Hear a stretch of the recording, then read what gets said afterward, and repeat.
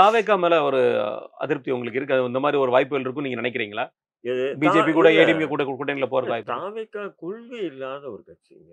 சீமானுக்கு அப்படி இல்ல. தமிழ் தேசிய சித்தாந்தத்தை முன் ஆமா. முன்வைத்து அரசியல் அரசியல் பேசியே வளர்த்த கட்சி அது. மாற்றமே கிடையாது. அரசியல் வந்திருக்காப்புல. விஜய்க்கு ஒண்ணும் இல்ல. 2 அமலாக்கத்துறை ரைடு வரட்டும். வேலை முடிஞ்சது. தாக்கு பிடிப்பாருன்னு நினைக்கிறீங்களா நீங்க?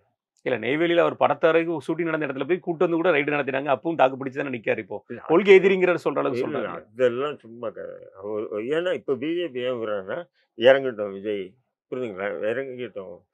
விஜய் இறங்குனான்னு சொன்னா, அது திமுகவுக்கு கொஞ்சம் ஓட்டு ஒரு 10 ஒரு 2 5% பிரியட்டுமேங்க திமுக ஓட்ட. அது இவங்க அதிமுக கூட்டணி ப்ளஸ் பாயிண்ட் தானே. கண்டிப்பா. அத தான் அவங்க கணக்கு போடுறாங்க.